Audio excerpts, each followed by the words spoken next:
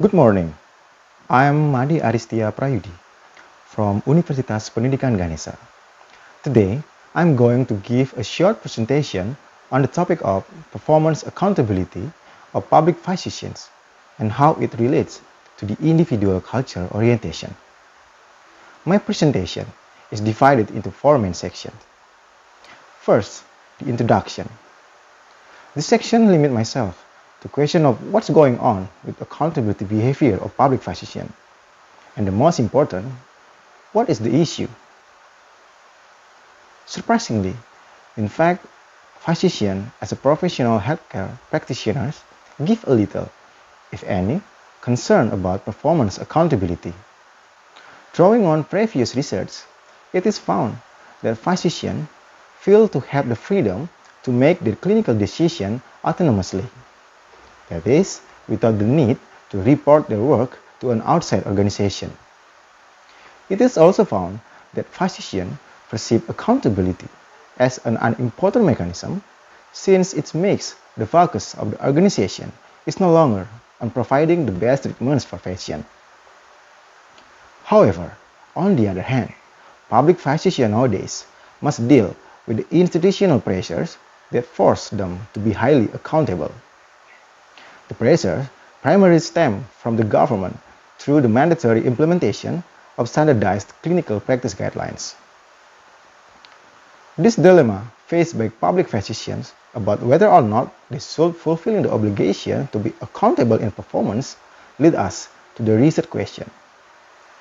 What determines the quality of performance accountability of public physicians? This current study therefore focuses on investigating whether the public physician professional autonomy affects how they maintain their performance accountability. It is also aimed at examining the moderating role of individual culture orientation, i.e., power-distance orientation, on the relationship between professional autonomy and performance accountability of public physicians. I'd now like to move on to my second section, the literature review. From the professional autonomy perspective, it is argued that a broad discretion must be given to the professionals in managing their work without any interference of organizational, administrative control and oversight to ensure the effectiveness of the services. Thus, since accountability is viewed as opposed to autonomy, the feeling of suspicion, skeptic, and even resistance are commonly demonstrated by a medical professional in responding to attempts to make their practice more externally transparent. The institutional theory perspective illuminates that organizations respond to institutional pressure in order to maintain their legitimacy, that is, to be socially accepted by the environment. Therefore, in the context where high demands for accountability from the institutional environment are existing, public physicians will attempt to appear accountable for their performance. It thus can be stated that both professional autonomy and institutional pressure influence the performance accountability of public physicians. Meanwhile, the external literature states that the gain for legitimacy motivation then can be facilitated by the extent to which the individual perceives and accepts the relative degree of power held by the institutional pressure source. The more powerful the pressure source has, the higher the legitimacy can be gained. These behavior patterns are aligned with the idea of power design orientation culture. Power design orientation refers to one's acceptance level of the unequally distributed power in an organization. Individuals who have higher rather than lower level of power design orientation will accept the inequalities of power without need further justification and will have to worry about being punished if they express disagreement with those who have higher authority. The hypothesis in this study, therefore, formally states as follows. First, professional autonomy is negatively associated with public physician performance accountability.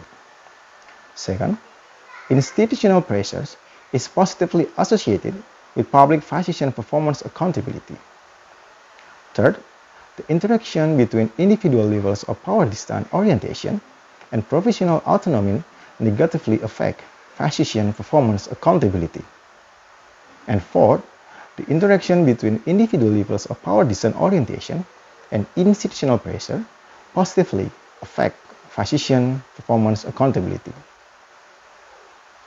The third section is about the method. The study performed a quantitative research design and makes use of a sample of 86 practicing physicians in 7 local public hospitals in the Bali province of Indonesia. The data were collected through self-administered questionnaires. The data analysis was conducted by performing a structural equation modeling with a partially square technique. The results are shown in the following figures.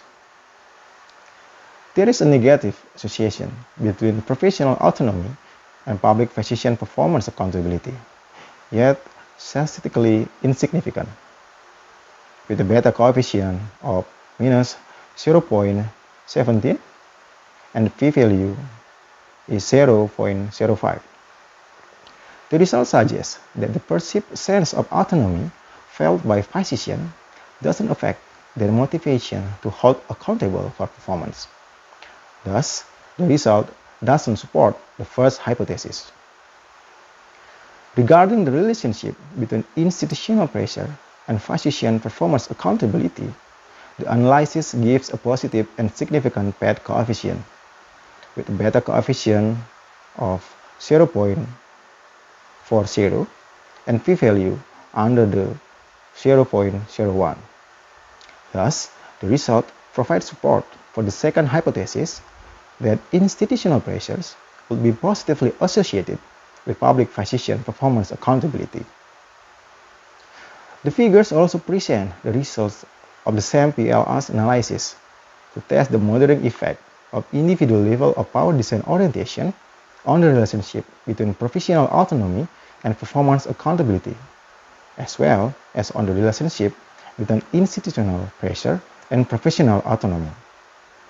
The results indicate there is a negative statistically significant two-way interaction between professional autonomy and individual level of power design orientation influence performance accountability, with a beta coefficient of minus 0.20 and p-value of 0.02.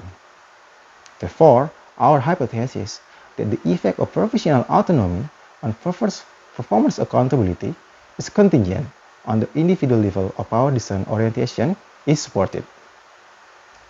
Meanwhile, the two-way interaction between institutional pressure and individual level of power design orientation in affecting performance accountability is found to be positive, with the beta coefficient of 0.02, yet statistically insignificant, with the p-value of 0.4.